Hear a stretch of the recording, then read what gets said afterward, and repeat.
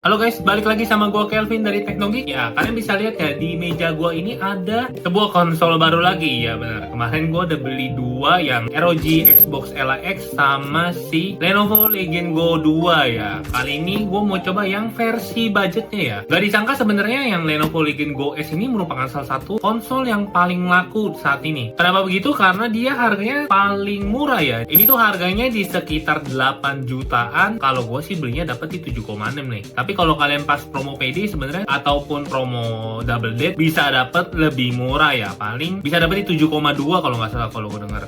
Nah, kenapa gue mau coba ini? Karena katanya ini mirip sama performanya Steam Deck OLED ya, atau Steam Deck biasa lah. Karena dia Z2 Go ini sebenarnya secara performa udah cukup oke, tapi dibandingkan Steam Deck OLED adalah dia punya layar yang lebih gede ya. Layarnya ini di 8 inch ya. Mungkin nggak usah panjang lebar, langsung aja kali kita buka boxnya ya, karena gue udah nggak sabar nih buat buka dan install Windowsnya. Ambil cutter.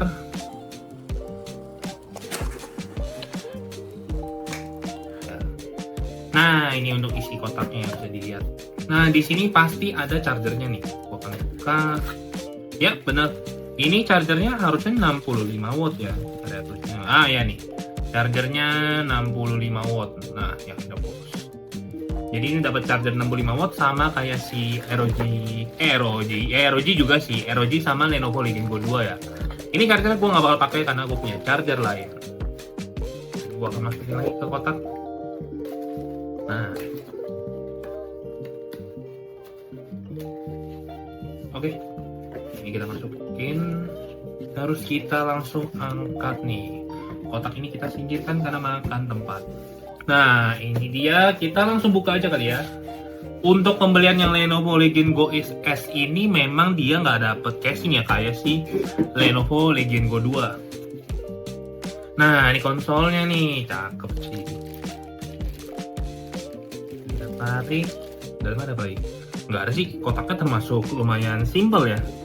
Untuk di kertasnya sini, ini kita akan kasih lihat sekilas kali ya. Kalau dia ada kasih tahu nih, kalau pertama kali itu kita harus cas colok buat dia bisa nyala ya. Semua konsol kayaknya sama sih ini. Untuk pertama kali dia mesti dicolok dulu sekali. Sebenarnya walaupun dia baterainya juga udah ada ya.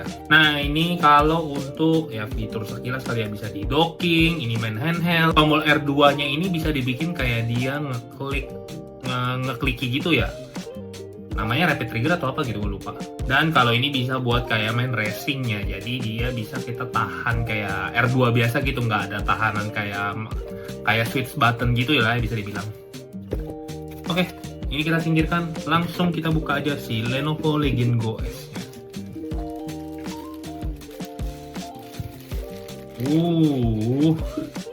Cakep. Ini enteng banget sih. Gue coba cek ya beratnya ini. Beratnya di 730 gram dan wah, ini salah satu handheld yang gripnya paling enak dan enteng sih. Ini bahkan lebih nyaman dibanding Steam Deck ya. Karena Steam Deck kayaknya menurut gue udah nyaman, tapi dia hitungannya masih berat loh. Ini kalau kita bandingin samping-sampingan ya. Mantep loh. Pantas semua orang suka pakai ini nih. Mungkin kalau kalian cari performa yang oke, pakai beli yang Z1 Extreme itu juga harus sangat enak ya. Gue gak nyangka sih gripnya seenak ini ternyata. Nah, ini perbandingan sekilas sama si Steam Deck OLED. Mantap. Nah, kita langsung colokin dulu ke charger dulu kali ya. Ntar gue coba trigger dulu. Sampai lampunya nyala. Nah, udah ini baru kita pencet. Oke. Steam Deck OLED-nya gue akan singkirkan dulu. Nah, kita coba bandingin juga sama si Lenovo Legion Go 2 ya, yang super bongsor dan berat. Nah, ini dia. Mohon maaf ini agak berdebu ya. Ya udahlah, ignore aja ya untuk berdebunya. Ini untuk Lenovo Legion Go 2-nya ya. Secara side by side sebenarnya sekilas mirip, tapi memang Lenovo Legion Go 2 itu lebih gede ya. Mantap sih ini. Kalau ini kan cuma memang berat nih 900 gram. Gue megangnya juga pegel yang ini. Dan ini si Lenovo Legion Go S nih. By the way, bawaannya ini dia pakai si Windows 11 ya. Sebenarnya dia ada jual yang versi SteamOS yang warna hitam tuh. Tapi di Indonesia nggak masuk sih, sayang sekali ya. Tapi tenang aja, karena kenapa? Kalau kalian mau install SteamOS itu udah support di Lenovo Legion Go S-nya. Kalian tinggal buka di websitenya Steam ya untuk download SteamOS-nya. Nah, di situ juga ada kasih tau kalau kita udah bisa langsung pakai si SteamOS. Jadi itu udah enak banget ya. Dia kan salah satu kayaknya yang cuman kerja sama Valve kali ya buat SteamOS itu support di handheld Windows nih. Karena selain dari itu kayaknya belum ada ya, selain dari Steam Deck yang support official itu baru si Lenovo Legion Go S ini. Walaupun sebenarnya kita juga bisa install sih, tapi memang compatibility-nya tidak akan sebagus di Lenovo Legion Go S ya. Oke, ini gue udah kelar install akhirnya, dan ya ini tampilan utama. Ini gue masih download game ya. Gue akan kasih tahu spesifikasi singkatnya. Kalau ini yang gue udah jelasin di awal, dia pakai Ryzen Z2 Go dan dia punya varian lain di Z1 Extreme ya, yang harganya itu lebih mahal tentunya. Untuk operating sistemnya sendiri dia pakai Windows 11 Home, yang sebenarnya dia punya varian lain yang warna hitam itu pakai SteamOS. Tapi kalaupun kalian mau pakai SteamOS bisa langsung install di sini ya. Nanti gue juga akan pakai SteamOS sih kayaknya. Lalu untuk memori sendiri dia udah 32 GB, 7500 mHz, udah pakai LPDDR5X ya. Untuk SD card sendiri dia pakai 512 GB yang kalian bisa upgrade lagi nih. Kalau nggak salah dia slotnya itu support yang 2242 atau yang 2280 gitu. Nah terus tadi kan RAM-nya karena udah gede, gue juga udah ganti VRAM-nya sendiri ke 8 GB ya. Sebenarnya gue mau ganti ke 10 sih, tapi nggak ada opsinya nih. Padahal gue udah update sih, si Windows Update dan lain-lain.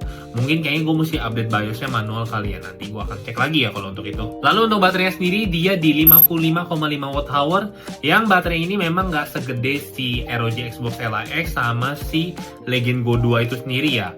Tapi ini lebih setara sama si Steam Deck itu sendiri. Kalau nggak salah Steam Deck itu di 54 gitu kalau nggak salah. Jadi kalau untuk main game harusnya udah cukup awet ya. Tapi kalau untuk game berat ya harusnya nggak seawet itu. Tapi oke lah ya, mungkin 1,5 jam sampai 2 jam masih sanggup kali. Nah untuk speaker sendiri dia ada dua nih di bagian bawah yang suaranya tadi gue ada coba sekilas udah lumayan bagus kok. Bukannya bagus banget, tapi untuk didengar udah enak ya. Nah, terus untuk portnya sendiri di sini dia ada USB 4.0, ada dua yang tentunya kalau kalian mau supportin sama eGPU udah pasti bisa ya. Dan juga ada jack audio, ada volume up and down di sini, sama ada tombol power. Yang tombol powernya sendiri itu pasti beda ya sama si Lenovo Legion Go 2 yang di sini udah support sama fingerprint. Terus untuk analognya sendiri di sini udah Hall effect yang tentunya ini bakal lebih anti drift ya. Untuk secara tampilan sekilas ini sama si Lenovo Legion Go 2 itu mirip ya.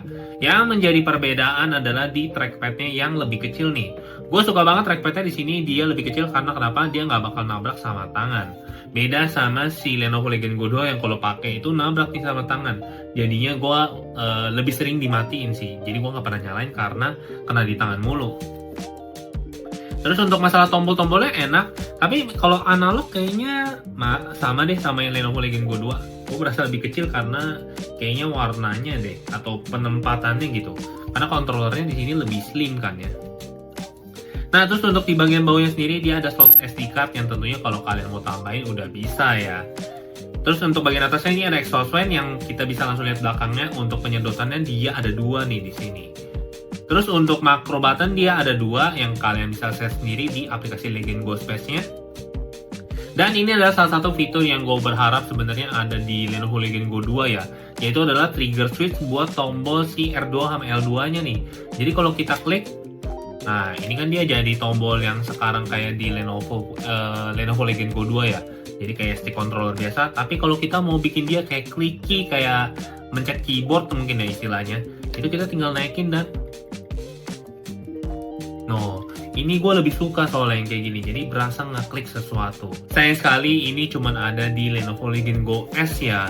Gue nggak tahu kenapa mereka nggak bikin itu juga di Lenovo Legion Go 2, padahal itu mantep tuh kalau ada. Nah untuk gamenya sendiri gue baru install 4 aja ya. Ada si Octopath Traveler yang demo, terus ada Trails from Zero, ada Crisis Core, sama P3 Reload. Ini gue akan kasih lihat sekilas aja kali ya untuk performanya. Dan ini kalau untuk masalah grip megangnya enak banget. Gua megang ini nggak berat karena beratnya cuma di 730 gram. Dimensinya juga kecil nih di 22,6 mm kali 127,5 mm dan untuk ketebalan sendiri di 299 mm ya. Memang ini dibandingkan sama Lenovo Legion Go 2 udah jelas lebih tipis dan lebih enteng ya. Karena ini kan ukurannya juga lebih kecil di 8 inch. Sedangkan si Lenovo Legion Go 2 itu dia di 8,8. Tapi overall 8 inch di sini udah oke kok. Apalagi layarnya juga udah mantep ya. 8 inch-nya ini udah rasio 16:10, refresh rate-nya 120 Hz, dan color gamutnya itu juga diklaim udah 100% sRGB yang kalau di mata gue ini warnanya udah cukup enak loh. Untuk keterangannya juga bisa sampai 500 nit. Ini gue terangin sampai maksimum ya. Nah ini udah sampai 100 dan untuk kecerahannya udah cukup oke kok kalau kita mainin di indoor. Dan itu juga bisa support layarnya sampai 10 touchscreen gitu ya, 10 jari yang gua nggak tahu sih kalian pakai nggak itu case-nya. Oke, nggak usah panjang lebar, kita langsung showcasein gamenya satu-satu ya. Oke, ini gue main Trails from Zero yang gue main di quiet mode loh. Mana ya? No, gue main di quiet mode dan lancar. Anehnya adalah gue merasa quiet mode di sini lebih lancar dibandingkan si Lenovo Legion Go 2 ya. Jadi itu fix kalau menurut gue di Lenovo Legion Go 2 quiet mode-nya kayaknya ada bug yang bikin dia performanya nggak sesuai yang diharapkan. Karena di sini gue merasa main quiet mode-nya mantep loh. Ini masih dapat 120 fps ya. Dan untuk pengalamannya smooth banget. Gue suka banget sih main di quiet mode sini. Kipasnya juga adem, nggak ada suara. Ya bener, gue udah denger nggak ada suaranya. Ini gue cuma kasih lihat sekilas aja ya. Kebetulan gue lagi nggak ada battle di sini, tapi kan Transform Zero kan turn based ya, jadi memang battle-nya nggak ada. Bukan battle nggak ada, battle-nya kan turn based. Tapi kalian bisa lihat ya, ini udah mantep, lancar, nggak ada problem, bahkan bisa sampai 120 fps.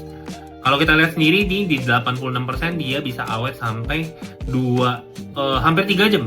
Jadi ekspektasinya sih ini kalau kita main quiet mode di game yang gak terlalu berat itu bisa sampai 3 jam lebih ya. Apalagi ini 120 fps yang artinya kalau kita main mungkin game yang lebih enteng kayak Stardew Valley harusnya bisa lebih awet lebih lama ya. Nah sekarang main Octopath Traveler 2 ya. Di sini gue main di quiet mode yang lumayan nge-lag ya. Tapi ini masih bisa dapat di 30 fps loh. Gue cukup salut ya. Tapi kayak kalau nggak salah ini tadi gue ada tes sekilas, lebih tepatnya gue udah sempat rekam sih. Terus ada yang mesti gue fix. Nah ini kalau lagi battle di quiet mode itu berasa agak delay. Nah bisa dilihat ya. Jadi memang ini kurang comfortable. Kalau kita reduce ya coba ya. Kita mainin di 800p. Oke, ngebug. Kayaknya settingan share screen masih gue ganti dulu deh ntar.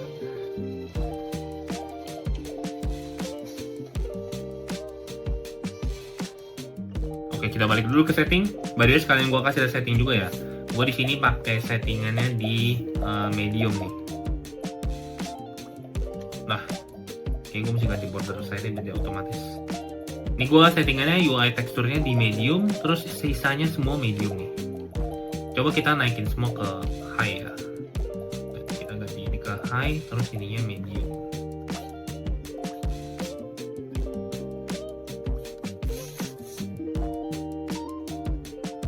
Nah ini baru berasa nge-lag sih. Terus kita langsung aja kali ya, karena gue merasa di quiet itu kurang playable. Kita langsung main di balance. Di balance lancar ya. Mantap, mantap. Kita langsung cari battle aja kali ya buat ngasih lihat si performanya Octopath Traveler. Nah ini di battle bisa dilihat ya, dia dapat di sekitar 50 fps. Ini udah cukup oke kok.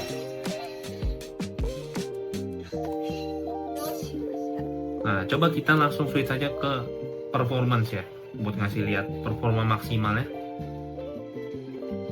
Ini dia dapat di biasanya kayaknya ngaco deh.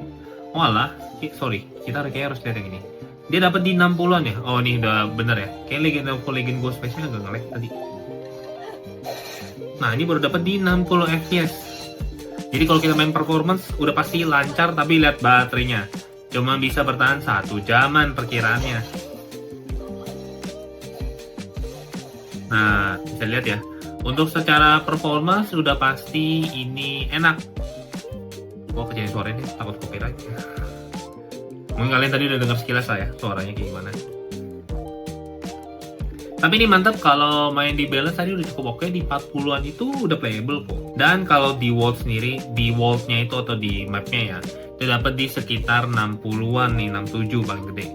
Udah playable kok, mantap main Octopath Traveler. Oke, ini main Crisis Core dan ini kalau main di balance dia dapat di 50 fps dan tampilannya udah cakep nih, tajam ya bisa dilihat.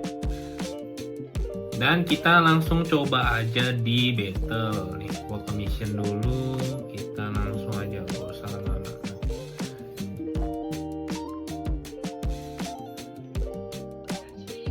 Nah, langsung lawan lawan Ifrit. Oh, ternyata agak nge-lag ya. Kayaknya gue gak boleh main settingan high deh. Ini dapetnya 30-40 tapi agak stuttering. Biar gue coba ganti ke performance. Tapi nanti gue pas review baru gue kotak-atik ya. Ini gue cuma kasih lihat sekilas nih. Kita lihat kalau main performance.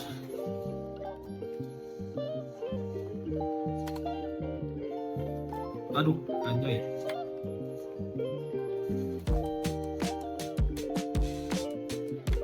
Oke, kayaknya ini emang kesulitan deh untuk main di performance ya. Bisa dilihat, kadang-kadang gue merasa ada stuttering sih.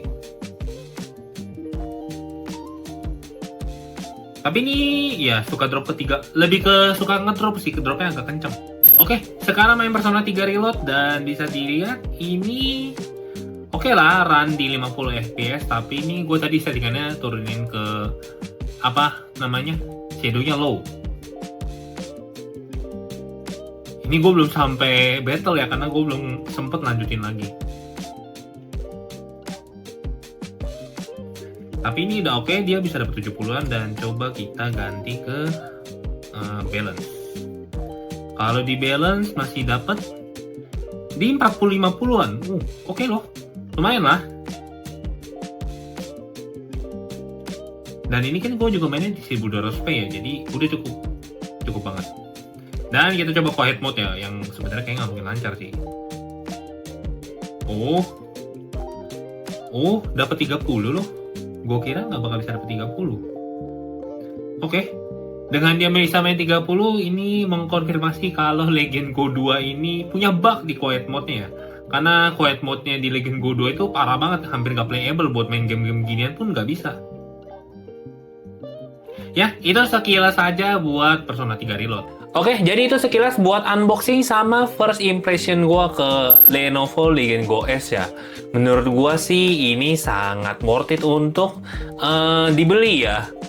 Apalagi di harga 8 jutaan. Gue mesti explore lagi sih dia bisa sekuat apa. Nanti gue bakal coba di Cyberpunk juga ya.